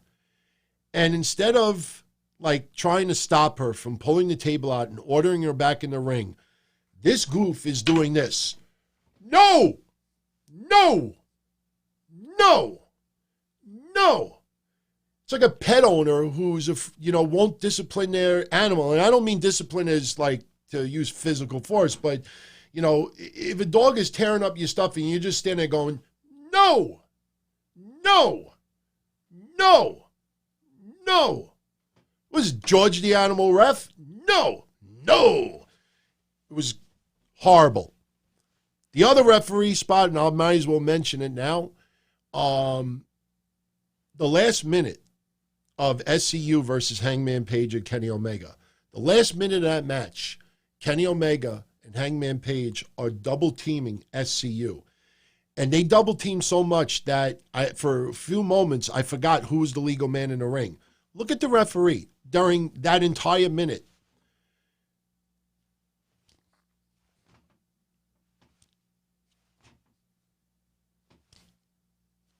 It was god-awful. It was god-awful. I don't care if it's a no DQ match, and I don't care if it's consistent. But when you go in other parts of the match, 1, 2, 3, 4, it's the same referee every time. I don't know if this guy caught two people in compromising positions in the back. I don't know if this person has stock in the company. I don't know if he's, some survivor of something and they just feel bad. But that referee is terrible. That referee sucks. It sucks. Just my opinion. Just my opinion. You have to have consistency. But anyway, the Rio match versus Nyla Rose started out a little messy. It got strong towards the end. I have debated Mish about Rio since Rio debuted in AEW. I'm a fan of her. Her offense matches her size. She ekes out wins, usually by overcoming. Now, I will say this tonight. Her doing the Omega suplex, ridiculous. Having her, what did she do? She did a Northern Lights suplex for a 2 count. And I'm like, somebody her size snapping Nyla Rose back like that, to me, was a little ridiculous. But the reason why I had no problem with it is because the crowd popped. The crowd is behind Rio. They are a fan of Rio. That crowd loves that girl. Maybe not everybody, but they chant loud for Rio. And as long as AEW fans are behind her, there is no reason why Rio can't be in the spot that she's in. Was it time to have a change with a championship? Absolutely. Nyla Rose winning it now, you could see that she's still, has a lot of improvement to do. The idea that she's got to head down for an extra couple of seconds waiting for a shot is, it's not good. When she actually jumped off the rope and nailed Rio in the head with the knee, that only got the 2 count, and you saw the spot when Rio was over the top rope in the middle. She took too long. And Rio is in that spot a little bit too long. But, hopefully with experience, as time goes by, that will improve and that will go away a little bit. But overall, the match ended up being arguably the best women's match so far in AEW. She wins the title. I don't have any issue with it whatsoever. I want to see how much buzz it gets in the social media world because of Nyla Rose. And you look at transgender and all that. So, I have no problem. The only problem I had with that tonight was after the match was over. They had a commercial break, and you see Kenny Omega in the back, and he's all down in the dumps. His girlfriend, Rio, if it's his girlfriend, lost. He's all down in the dumps. And there's some women in AEW in the back also. And Nyla Rose comes to the back, and she's talking smack to Kenny Omega. And the entire part of it is during a commercial break. So you see Nyla Rose, and she's like, and Kenny Omega is like, and Nyla Rose is going, and we don't know what she's saying because it's a commercial break. I thought that was a little bit goofy.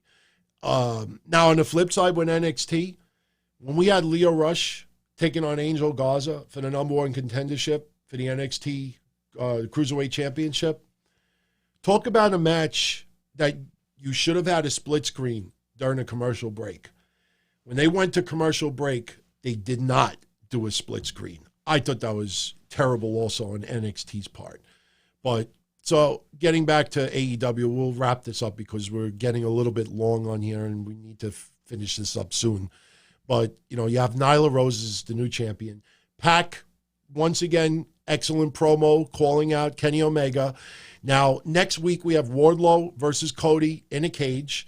Next week also you have a tag team battle royal with the winners getting a shot at the tag team titles. I will still go with my original pick of the Young Bucks. And also next week, the Lucha Brothers taking on Kenny Omega and Hangman Page in a rematch for the tag titles. I don't like that the tag titles are being defended next week at the same time of a tag team battle royal. But I could see the outcome. In my opinion, I could be wrong. Omega Page, Young Bucks, pay-per-view, title change there. Omega and Page have the falling out. Yeah, and you know what? I'm not even saying that this is going to be what's going to happen. But at the beginning match tonight, when you had Page and Omega versus SCU, you had Evil Uno cutting a promo. And by the way, anybody notices, I wrote this on Twitter, when Evil Uno does that power walk down the ring, his tits are jiggling. Go look at Evil Uno when he's walking down the ring. When he does the power walk, I mean, literally, I thought of that LL Cool J song, Jingling Baby. You just go look. It's like this. Pretty funny. It's pretty funny, but Evil Uno, saying that, their head honcho, whatever the hell he's called, I can't remember who, the leader, whoever the leader is, could be closer than you think. I thought for a split second, even though it's nuts and it's not going to happen, but I thought, imagine if Hangman Page ends up being the leader of the Dark Order. And just thinking outside the box. I know a lot of you out there say Christopher Daniels. A lot of you go, we don't know who it's going to be yet. But I could say that kudos to AEW and the Dark Order. I think Dark Order's turned a page. I don't think anybody really has much of a problem. And I actually could tolerate a little Dark Order now. It doesn't schivats me anymore. So we'll find out soon, but it was interesting because after you had a couple of tag teams come out because the Dark Order came out and they were attacking everybody. Then you saw Best Friends come out, the Butcher, the Blade come out, blah, blah, blah. And then Super Bucks come out. And next thing you know, everybody's beating up each other. Super Bucks to the rescue. But I think that was pretty much it tonight. I'm looking at everything. MJF versus Jungle Boy. Excellent match.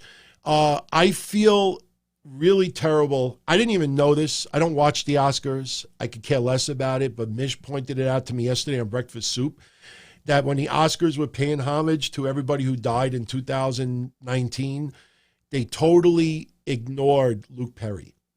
They did not mention Luke Perry when they paid tribute of all the people who passed away.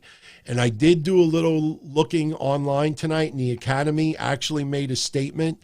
And they actually had the balls to say that they received hundreds of requests to include loved ones who died in the memoriam statement. Requests? You shouldn't have to need a request to put somebody in there. Luke Perry was a big guy in Hollywood, not just 90210, but some other movies.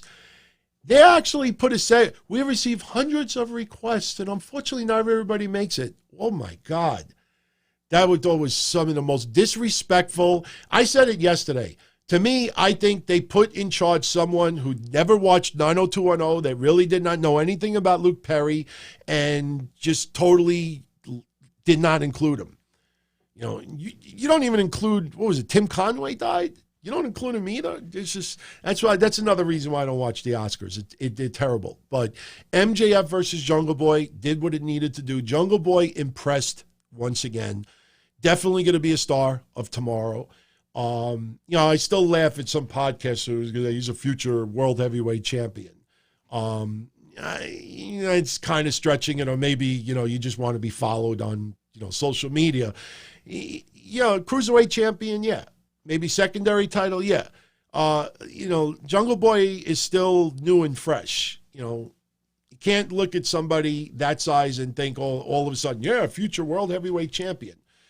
Maybe in Jungle Jack's Pro Wrestling and Ribs Federation, but on the big time, that's very, very, way too early to say.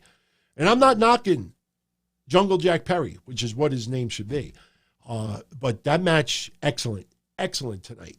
There was no way MJF was going to get that loss, but they really, did well. And MJF, once again, when you're a heel in that position, methodical, cocky, nasty, dirty, you don't have to do 800 flippies. Excellent match. And by the way, a little fun challenge for everybody out there, if you want to do this next week. I know a lot of you out there, every time on Raw they say Monday Night Messiah, take a shot. Next time you watch AEW, take a shot every time you hear the crowd go, oh. Almost like, was it Vinny the dog from Family Guy? Oh. Go watch the opening match tonight and just count how many times you hear the crowd go, oh, almost like Andrew Dice Clay. Oh.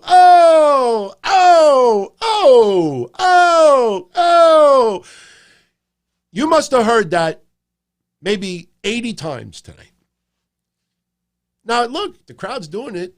They're having a great time. Props. But it was a little much tonight. Oh.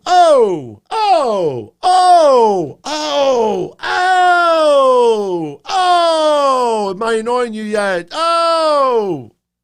Anyway. I don't know if you guys saw New Japan Pro Wrestling, The New Beginning, that took place last week. Moxley beating Minoru Suzuki for the title. Remember last week? Good. Bad. Orange Cassidy, Suzuki. Bad. Moxley, Suzuki. Good.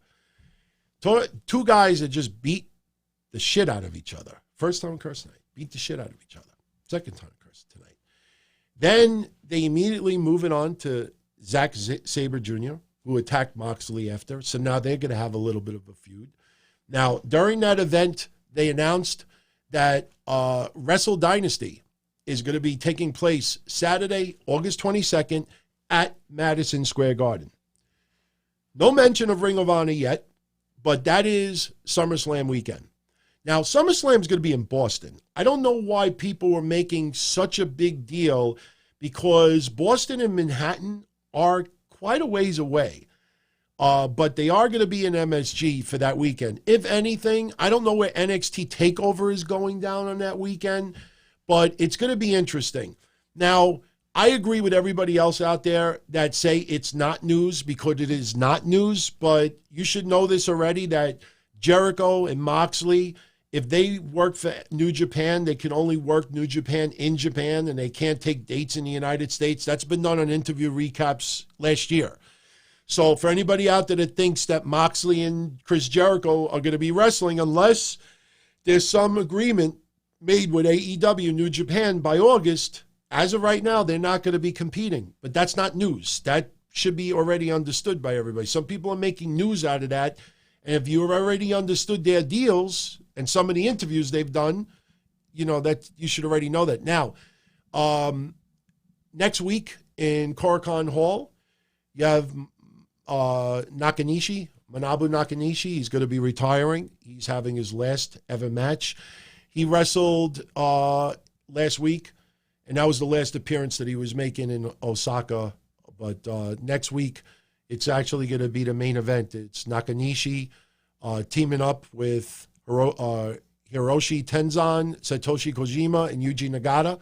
They're taking on Hiroki Goto, Kota Ibushi, Hiroshi Tanahashi, and Okada.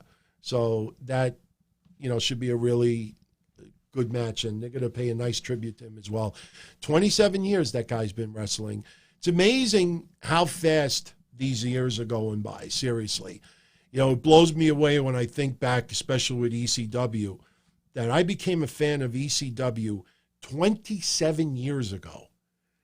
I mean, that's just, when you actually just take a step back and think about that, that's a really awfully fast 27 years to go by like this. Even when I talk about me, when I go back to doing the wrestling hotlines, this is my 23rd year doing this. If I want to be jerky about it, I tell people I'm in my fourth decade of doing this. The 90s, the 2000s, the 2010s, and now the 2020s. So I'm in my fourth decade. Do I look that old? I feel old sometimes. I could care less about Miz threatening to quit WrestleMania, if he doesn't main event WrestleMania, Kevon Lewis, because we don't talk Raw or Smackdown here. But I will say this, if anybody's interested, next week on WWE Backstage, Keith Lee is going to be there. They announced it earlier tonight. And I thought that was pretty cool to see Mark Henry do that little package talking about big, men in wrestling and WWF over the years, WWE. And they put Dominik Dijakovic and Keith Lee in that boat as well, because they're two huge guys. They're going to be battling it out at NXT Portland. And I thought that was a really good segment this week. Now, NXT, I watched it as well. I thought it was an excellent show. My problem with the show is the same problem that I have said many times in the past. I have nothing against Bronson Reed. I have nothing against Cameron Grimes. But I don't have that connection with them yet. I don't understand why Bronson Reed, even though Roderick Strong came out originally, cut a promo, he's pissed off at Velveteen Dream. I should have mentioned it last week. It totally, I forgot. I had a brain fart and forgot. Loved the Ravishing Rick Rude themed tights when he's got Roderick Strong's wife and his kids on the tights. I mean, there was some people out there actually thought that Dream did that without Strong's permission. God bless the innocent people out there like that, but I thought that was awesome. And it continued today, because after Roderick Strong won his match, you had Dream on the screen talking about that if anything ever happens to Roderick Strong, that Dream will be there for his family. Really getting into the psychological part. And, it's excellent. But, I don't understand. Maybe someone could enlighten me on this. I don't understand why Bronson Reed and Roderick Strong are wrestling past 8:20 p.m. Too long. NXT's been guilty of this a lot. I understand they want to showcase their talent. I understand they want to give everybody a fair shot. But putting Bronson Reed in a match that long against Roderick Strong, Bronson Reed impressed big time. You see some of the moves that guy does, look at that crazy tope he did while the purple lights were on. This guy could move. But to have that opening match with Roderick Strong for that long, I couldn't get into it. To me, it was just way too long. Another match that I thought was way too long was Johnny Gargano versus Cameron Grimes. Johnny Gargano was facing Finn Balor. And something, I get this feeling that Finn Balor and Gargano's match is going to be shorter than Gargano versus Cameron Grimes. Cameron Grimes should not be in a match that long against Gargano, who is about to face Balor. Gargano should have faced someone tonight and beat them in 2 or 3 minutes. You see what they did with Bianca Belair? Is Santana Garrett. Once again, I said she keeps getting squashed like a grape. She got totally squashed tonight by Bianca Belair. This led to Belair and Rhea Ripley going at it a little bit. It was interesting that Belair ended up laying out Ripley, and the crowd was giving Belair a lot of love. You know, Rhea Ripley is over. I'm not saying that she's not, but, you know, I found that interesting tonight. But once again, I know some people out there complain that I don't talk enough about NXT. But if you really think about tonight, Candice LeRae and Dakota Kai had an excellent match. But that was all set up for Dakota Kai, who's going to, you know, be wrestling this weekend against Tegan Nox. And that's going to be a street fight. And to me, you know, Dakota Kai should have won or got disqualified, you know, fighting, you know, street fight rules tonight, or having, you know, it just, 2 matches tonight went way too long. Again, Lio Rush versus, you know, Angel Garza, #1 contendership to take on Jordan Devlin for the Cruiserweight Championship. Lio Rush gets the win. A lot of people were surprised online. I was monitoring some social media. They thought Angel Garza, you know, cannot be touched right now because he's on Raw, even though I keep reminding people that he's filling Andrade's role right now to have that little bit of Latino heat, you know, pun intended. Now, Angel Garza is hitting a home run right now. He's making the most out of what he's doing. I think some people thought that there was no way that Garza was going to lose tonight. Well, he did. Lio Rush gets the win. And next week on NXT, we're going to have Jordan Devlin versus Lio Rush for the Cruiserweight Championship. That's going to be very interesting. Next week as well, there was another match that they were hyping up next week. I can't. Does anybody remember what the other match is going to be hyped up for next week? But I did get a kick out of one thing. When we had Dakota Kai versus Candice LeRae, Mauro Ranallo made a little comment saying that there's more drama in the NXT women's division than a Housewives reunion. Ranallo was excellent tonight with his one-liners. But, Velveteen Dream versus Roderick Strong. That's the match that's going to take place next week on NXT. I know a lot of you out there probably thought that would be saved for a pay-per-view match, but, you know, they could still have a pay-per-view match down the line. In fact, it may end up with a DQ finish because of what's going down. Now, NXT TakeOver Portland is going to be interesting for the simple reason that, you know, people are starting to think that the Undisputed Era is going to disband sooner than later. You know, we got Rhea Ripley versus Bianca Belair for the women's title. I'm going with Ripley to retain without a doubt. I hope we get to see Charlotte versus Rhea Ripley versus Bianca Belair before WrestleMania. I don't care if it's NXT or SmackDown. You know, I want to see that 3-way. I think that's the right thing to do for Bianca Belair because it felt like she was being overshadowed because they decided to start that confrontation with Ripley and Charlotte, to me, a week early. Finn Balor versus Gargano. I still feel like Finn Balor gets the win on this one. Gargano, even if he loses, I still think he wins. I'd still think Balor will come out on top. Now, for the NXT tag titles, Matt Riddle and Pete Dunne, the Broserweights, taking on the Undisputed Era of Bobby Fish and Kyle O'Reilly. That's an interesting match because, you know, I would love to see that dynamic go further with Pete Dunne and Matt Riddle. They won a trophy. You know, yeah, the Dusty Rhodes Classic. It's a cool thing. But, you know, where does that go from here? I think giving them titles forces that dynamic to go further. I would like to see Matt Riddle and Pete Dunne get those tag titles over the weekend. And maybe that leads the storyline of the Undisputed Era teasing a disbandment sooner than later.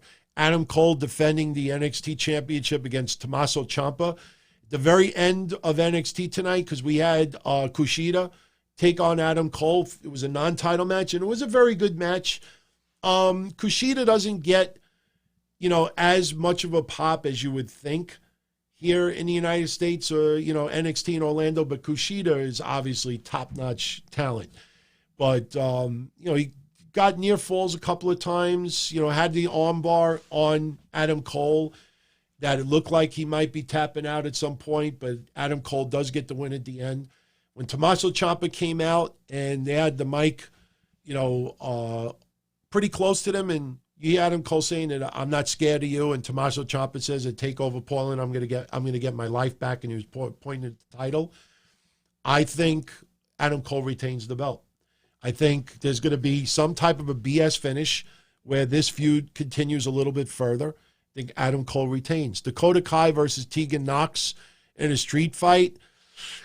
Wow, you almost feel like Tegan Nox has got to get the win on this to kind of move on from this feud, because this feud is intense, but it still feels like it falls flat a little bit.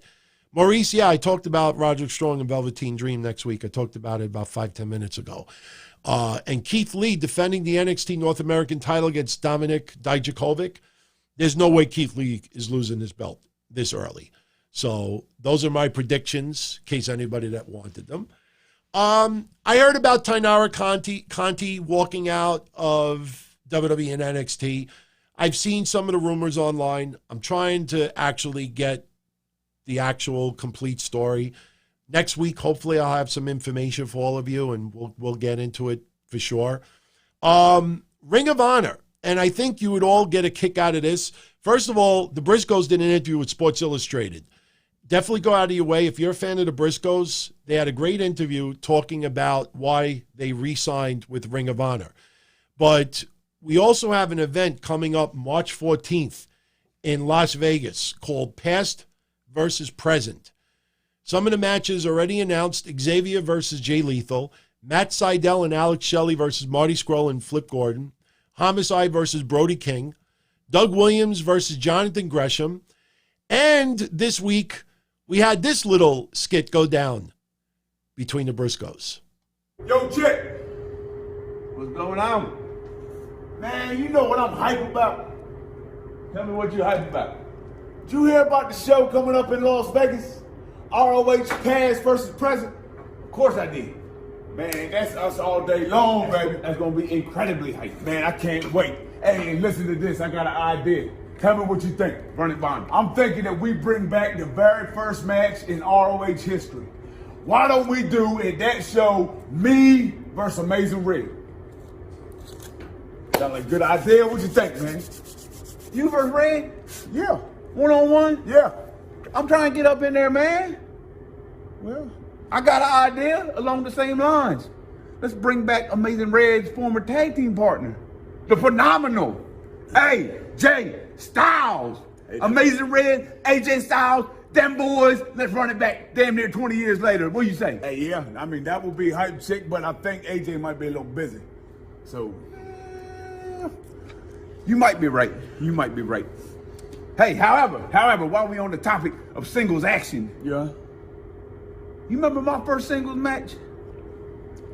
Boston Mass? Man. I whooped your ass. Man, You remember that? I mean, what was that, 18 years ago, man? Let's look at the But do you remember that? I remember, yeah, but do you remember all the other ass whoopers I give you? I remember a few of them. What's the total win-loss record between me and you? I'm pretty sure I'm up on you. I'm pretty sure it's me. I'm pretty sure I'm one up on you. I'm pretty sure it might be even, but I'm pretty sure I'm one up on you.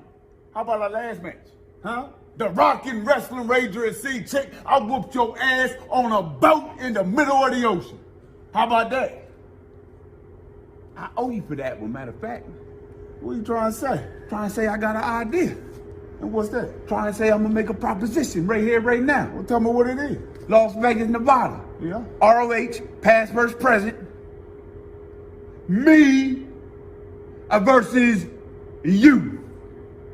What you say? Let's do it. Why you squeezing so hard? I man? ain't even squeezing Why hard. It feel like you I squeezing feel hard. like you squeezing hard. Think that's going to be phenomenal. Pun intended. That's going to be good, man. So for anybody out there, look, man, I said this not too long ago. I don't think there's a wrestling boom. I think all these promotions are trying to fight for your money first, but wrestling is in a much better place than it was 6 months ago. Ring of Honor was competing with Impact as far as who was going to be dead first. Impact is trying to get a little bit further. Again, that Joey Ryan stuff, I'm very interested in. Tessa Blanchard, she's the current champion. She's going to go at it with Ace Austin. I don't think there's any titles on the line. That's an interesting dynamic as well. They got some solid foundation there. It just, they need to develop the identity. Again, that's something I've been talking about for over 2 years now, with their identity being lost. So let's see where it goes. Now, I know a lot of you out there wanted me to talk about Tessa Blanchard's recent response to what Booker T said that I had shared on this show a couple of weeks ago. She basically didn't give an answer. She just talked about how she's doing the job that she is paid to do, and Impact Wrestling is, and a lot of people called her out on that. And I understand some of you out there are very angry with her and are convinced that she, used the N-word in the past. Again, we don't know. I'm not defending her. I'm not criticizing her. But I think no matter what Tessa Blanchard says right now, it's not going to please a lot of people. And I watched what Tessa Blanchard said in that conference call when she did that interview. And she basically said, look, she's got a job to do and she's trying to do it at the best of her ability. I think that was the only answer that she could give.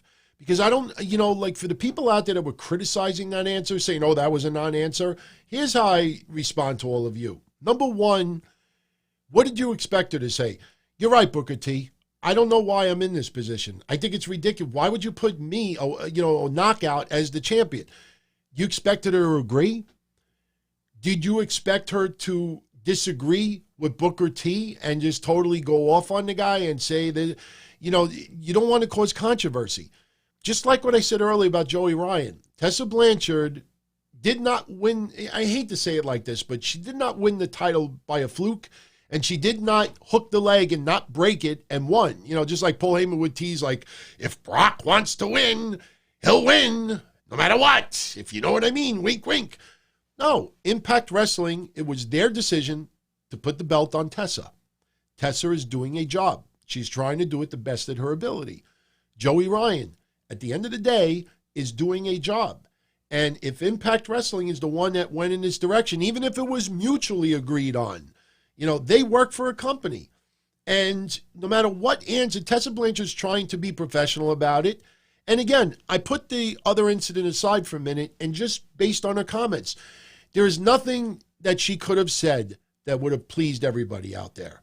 If she agrees, she sounds like an idiot, ripping her own company and not showing confidence in herself. If she goes against Booker T, then it starts up controversy. She took the high road. I have a job to do.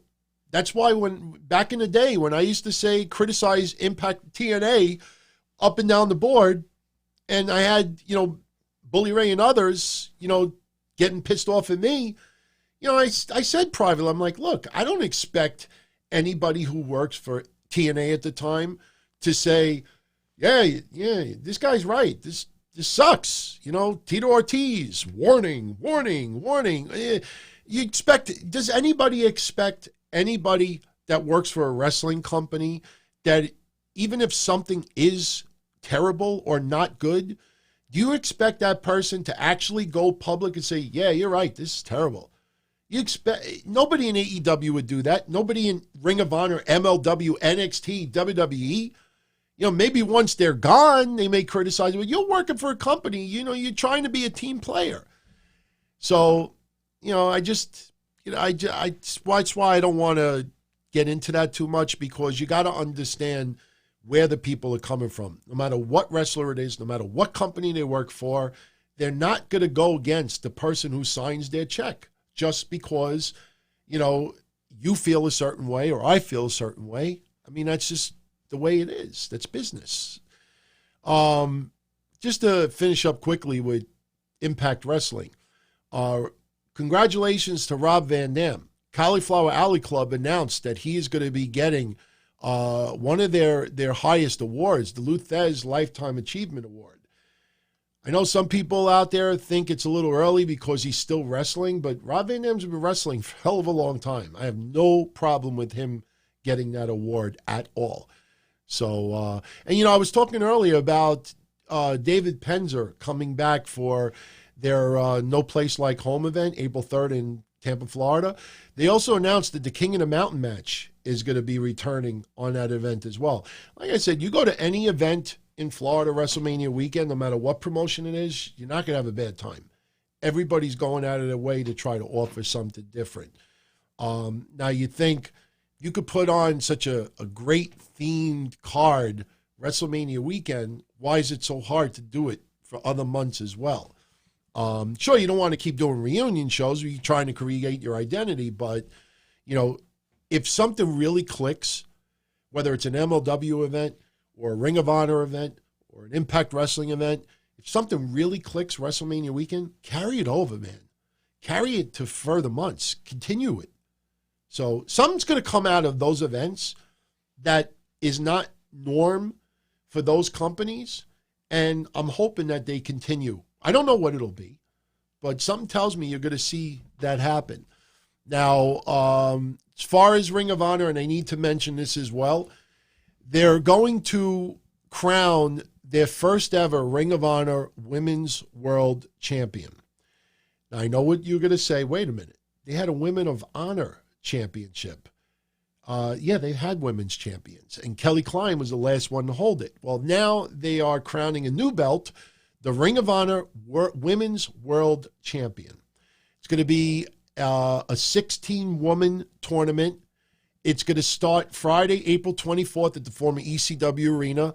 The event is called Quest for Gold, and I have a feeling that that event is going to be just women wrestling because there's 8 first-round matches. Now, 8 first-round matches is an awful lot of matches to have on a card. Unless you could have 1 2-minute BS matches mixed in a couple of times, that might end up being the whole card. I don't think the entire tournament is going to be crowned that night because when you think about it, if you could have 8 first-round matches, that's going to narrow it down to 8 women, which would be 4 semifinal matches or the second round. Then that leads to two matches, and that leads to 1. So that's 8, 12, 15 matches. There ain't no way that tournament is going to crown a champion that night. No, I don't think Ring of Honor is the new AWA. Some of the women that are going to be in that tournament are going to be women that are not currently signed with Ring of Honor. And, there's going to be some pretty big names on that tournament as well. So once we get the details, we'll go over it over here. But again, you really look at it right now, No Fed is really doing a horrible job. Seriously. And people have noticed since January 1st and since going to video, I am very, very positive on a lot of stuff. And there should be nothing wrong with that. I know there's a phrase, misery loves company. And if you go on Twitter, you look at some profiles, and if you really pay close attention to some profiles, about 90% of what they say are insults, one-liners, attempts to get attention, knocks, digs, and like 10% of it is, positive stuff. You take away all of that crap, and they are left with nothing, 0. Me, I'm trying to be the opposite. It's 2020. I want this year to be a huge year for the Donzilla Army. And I got to tell you, man, we're a month and a half in of 2020. I don't think it could have gone any better for yours truly and for everybody out there. So, there's nothing wrong with being positive right now. And again, I don't think any Fed right now is doing a horrible job. Sure, we're getting WrestleMania season, but everything we've been plugging for the last month and a half is the current status. Now, it's going to be interesting a couple of months from now, and it might be sooner than later, and I guess we could spark a little bit of controversy now because I don't know if any of you saw this, but did you see this picture? Chris Jericho posting us on Instagram, he was just hanging out with EC3 and big things coming for this guy, and he happens to write All Elite Wrestling in there. So will EC3 end up being a member of AEW in 2020? Now, all these websites that we're talking about, trademark controversy with EC3 and the WWE, that's nonsense. EC3 trademarked his name.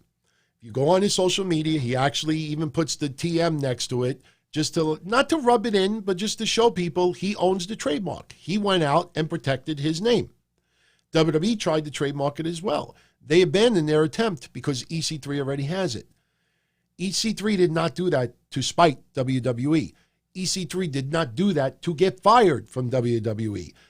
I know a lot of us are frustrated with the way WWE has totally misused this guy. Thank God he's still young. He's got many years ahead of himself. But that trademark thing was EC3 protecting himself, not trying to screw anybody else. But EC3, and you see Jericho post something like that and actually write All Elite Wrestling in there, that, put it this way. Jericho would not have posted that if it were. It's not a Highlander, Rory McAllister. Was it Rory McAllister? That time it was shown in the Impact, in Orlando. If Chris Jericho thought that EC3 would have gotten in trouble for taking a picture with him and then writing at All Elite Wrestling in there, Chris Jericho would not have done that. Either EC3 told him, "Don't worry about it, I don't care," or. Maybe EC3 and the WWE are pretty much done already. I don't know. But, Chris Jericho is not spiteful, and he's not naive either. He knows by posting the picture that I just showed all of you that it's going to spark controversy, especially he wrote All Elite Wrestling. This isn't like Randy Orton in an elevator that just happens to say the word elite on it, so Randy Orton decides to troll people on social media. Randy Orton went fishing. And he caught so many goofs in the wrestling world that thought that he was legitimately teasing going to AEW. And you had all these goofs reporting it and talking about it. And I stood away from it. And then he signed. And then they didn't know how to cover themselves. Oh, AEW presented an insane offer to Randy Orton. And WWE matched it. That was their way of trying to cover up the fact that they got trolled. A lot of WWE guys like to troll some of these websites out there. They don't even realize they're being trolled. Emmett Mitchell, what's going on, my friend? What's going on? By the way, so we were talking about MLW earlier. I think you should go out of your way to check this out. WWE has a show called The Bump. I don't watch it. But somebody brought it to my attention like, hey, you might want to check this out. Maybe you'll talk about it tonight. The most recent episode of The Bump, they had Tyson Kidd on there. They had Natty on there. They had Cesaro on simulcast. They were talking about Tyson Kidd's career.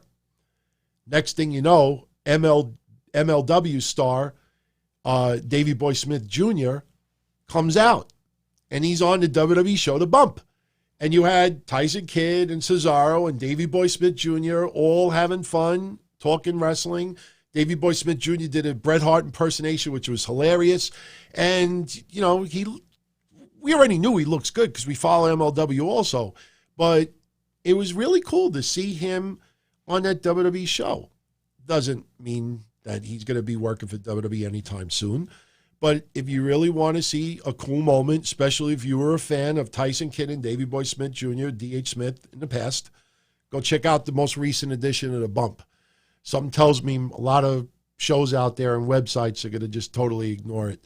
Because all they want to talk about is Raw. They only want to talk about is Smackdown. They don't watch anything else. We covered how many feds tonight? Everything we covered tonight.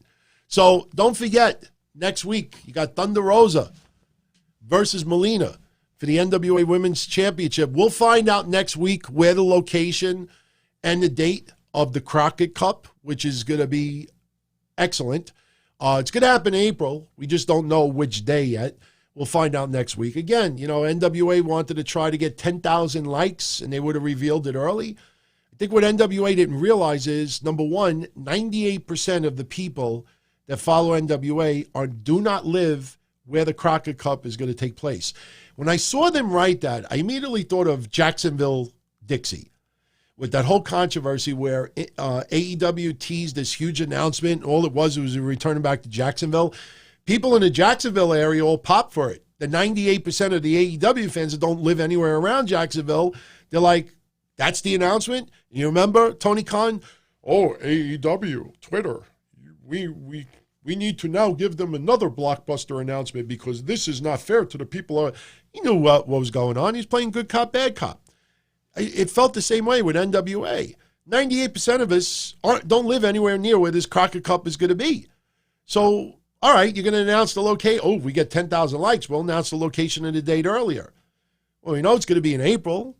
Most likely it's not going to be where I live. So you want 10,000 likes? Tease to bring back Into the Fire theme. Something tells me a lot of your NWA fans would, in a second, select that. I don't like this Dokken music. Nothing. Look, it's a cool song. I think of Beavis and Butthead mid-90s. Then you have NWA with all the retro stuff. NWA, when you look at it, feels 80s. That Dokken song is mid-90s. Doesn't mix. I don't know whose decision that was, but NWA needs to realize sometimes people make mistakes. If you admit you made a mistake by changing the song, you're not insulting Pantera. You're not insulting Dokken. You're not, you made a mistake. Tease to bring it back. Unless there was something, they would threaten that they couldn't play it anymore. I wish they would come out and say that if that was the reason. But majority of you out there are with me on this one.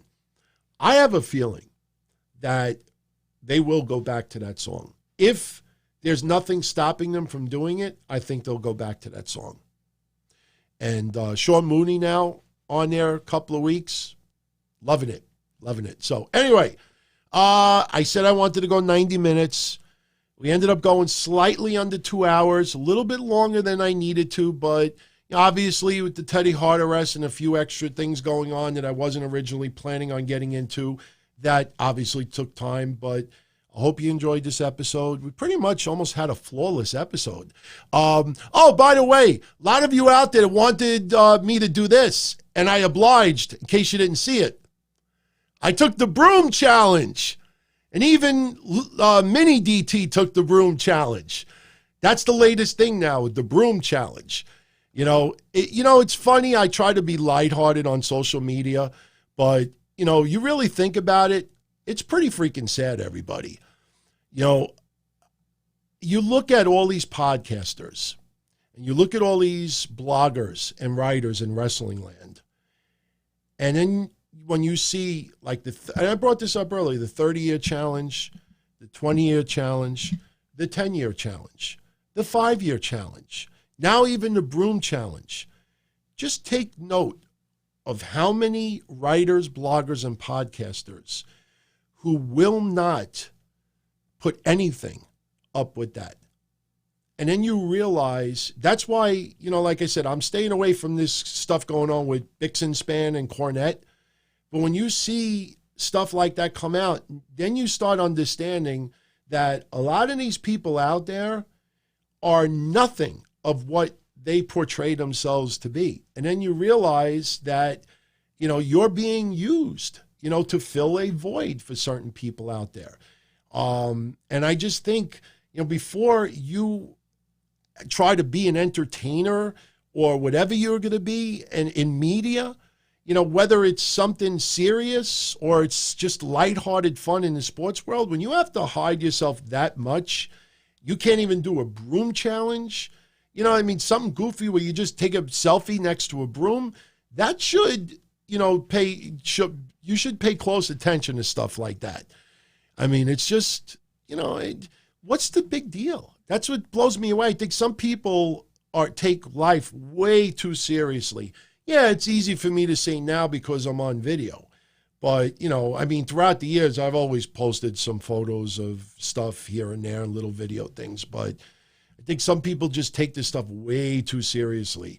And I want to see some of them take this broom challenge. It's just, I don't know what people are so afraid of. Posing next to a broom?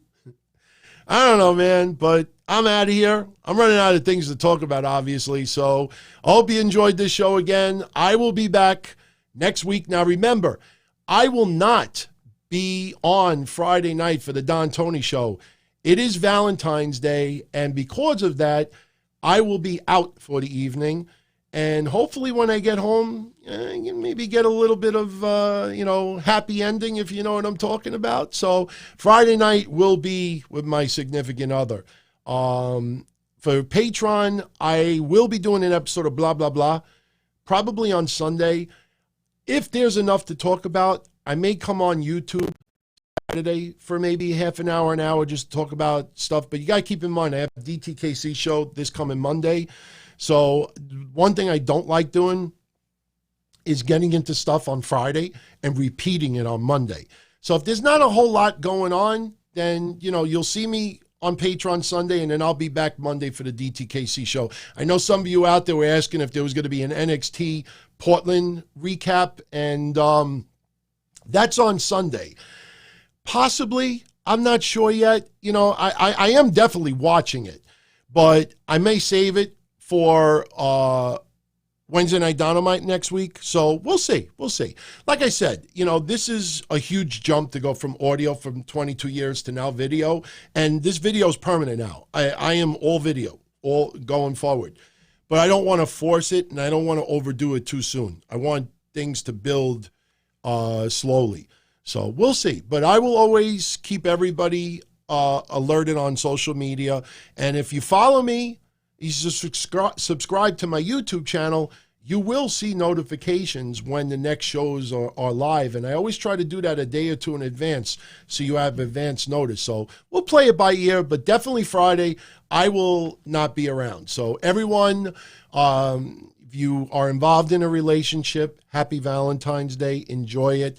Even if you're not in a relationship, don't get down and in the dumps, just do something you enjoy, whatever it is. Just have fun. And, there were many years that yours truly had no Valentine, to me, it's, almost like another day, and I got to buy chocolates, and I got to buy this and this and that. And, at some point we're all single. So nobody should feel lonely or feel like an outcast. And nobody's lonely out there. We all have each other. And I'm not just saying that to pander. We all got friends online, and, it's just another day at the end of the day. So anyway, I'm out of here. Enjoy the rest of the weekend, everyone. All the best as always. And I will catch you all again 1 week from today with your next edition of Wednesday Night Dynamite. Take care, everybody. Ciao. Don-O-Mite. It was fun to channel surf. It was kind of hard to do a little pocket pool after you hitting the last channel button 50 times for 2 hours plus. Don-O-Mite. And his whole idea of overanalyzing, he's an alcoholic and he misplaced the belt. And how could you have someone champion like that? The fuck out of here. Wednesday night. Don-O-Mite, you can have fun. You really are.